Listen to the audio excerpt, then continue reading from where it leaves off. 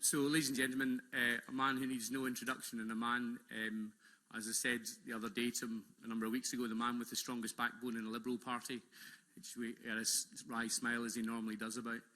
But this is the man that's shown the integrity that is so lacking, unfortunately, to the number of Liberal parties that are not listening to their colleagues, are not listening to their electorate, and are listening instead to their boss and not representing the people. Dr. Chris Davis.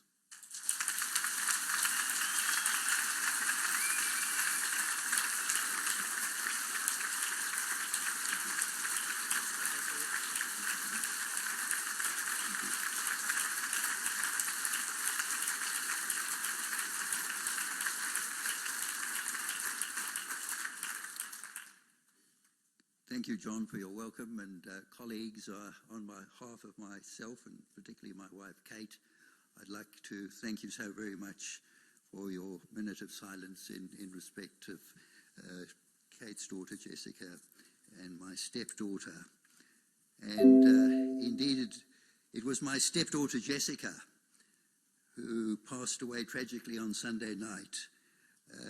In addition to her other wonderful qualities, she was one of my most treasured political campaigners. Door knocking and roadsides with Jess won hearts instantly. But much more important were those discussions with her younger brother George, and my older children.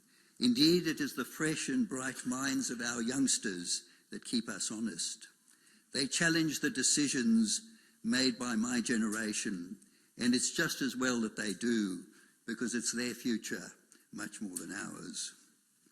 So tonight, I'm going to share advice I would give to Jess or any of her generation with a stake and an interest in the concerns that have brought us together tonight. And more importantly, what evidence, what values, what virtues, and what lessons should guide a resolution. Sadly, I never got to have this conversation with Jess, because I spent the weekend researching the information I hope to share with you now. But I do know that she wanted me to be here tonight to do that sharing. In terms of background to change, fiscal repair is a necessity, and that's happening in the context of healthcare inflation that's unsustainable relative to revenue growth and the need to properly fund other vital areas, such as education. In terms of intergenerational responsibility, we should not leave our children encumbered by non-productive debt. The 2012 Queensland Commission of Audit includes the pressures and challenges in our health system. Their diagnosis is reasonable. It's some of their proposed treatment that's problematic, especially, and I quote directly, that industrial relations and enterprise bargaining arrangements should not fetter the ability of managers to manage. Fetter means to limit someone's freedom to do what they want. Unfettered managers do not conjure up the win-win or synergy recommended in the book 7 Habits of Highly Effective People. The wording of these original contracts is all about enabling unfettered managers. But in the spirit of evidence-based management, that approach needs to be researched. So turning to international published research and case studies, we can identify a number of proven, tried and tested measures to increase the safety and efficiency of our hospitals.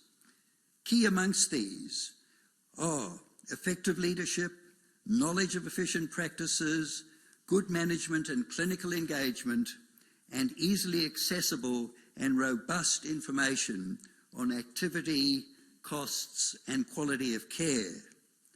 Not surprisingly, unfettered management does not make the list of effective practices. And in Queensland, sadly, we have already tried it. It failed patients, families, and taxpayers badly. We then wrote reports rejecting it, such as the Forster and Davies report post the Bundaberg scandal, and then we forgot those lessons. Which brings us to another very important point. Just as one needs to document the basis for a patient's clinical diagnosis and treatment, so too one should take extraordinary care when introducing organisational change that can affect thousands of employees and the untold numbers of patients who rely on them. Due diligence is essential prior to change and of little use after the experiment has failed. I would tell Jess that I'm still waiting to see the report on the background to the doctor contracts, the consultation process, the perceived benefits and identified risks, and the risk management strategies. I would tell her that in my opinion, contracts should not proceed without transparent evidence of proposed efficacy and the due diligence.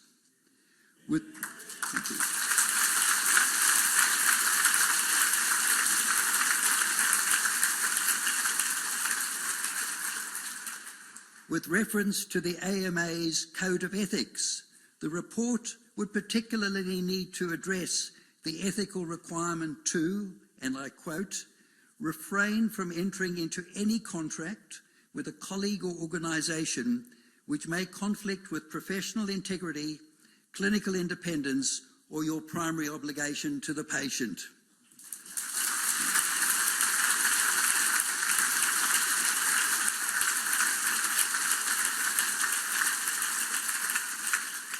That is presumably why doctor contracts in leading jurisdictions such as Sweden, which the Minister recently visited, the United Kingdom, and the state of Victoria are underpinned by an agreement with their respective medical associations. Jess and I would talk about great leaders, particularly Franklin D. Roosevelt, the only American president to serve 4 terms, painfully confined to a wheelchair by polio, and how despite that, he led America out of the Great Depression to victory in World War II and laid the foundations for post-war prosperity. And he's saying that when faced by seemingly insurmountable obstacles, the greatest thing we need fear is fear itself. Also his quote, that human kindness has never weakened the stamina or softened the fibre of a free people. A nation does not have to be cruel to be tough. And so we would question the need for seemingly unfair and unreasonable contracts that reduced dedicated senior public hospital doctors to tears during negotiations. Jess and I would also discuss why we both thought politics was important and look back on the policy statements that had inspired us prior and during the election. Indeed, the one on the public service guaranteed job security for hard-working public servants and welcomed a culture of frank and fearless advice from a professional and permanent public service. And Jess would remind me that one should always endeavour to keep one's word. Thank you, Jess. May you rest in peace.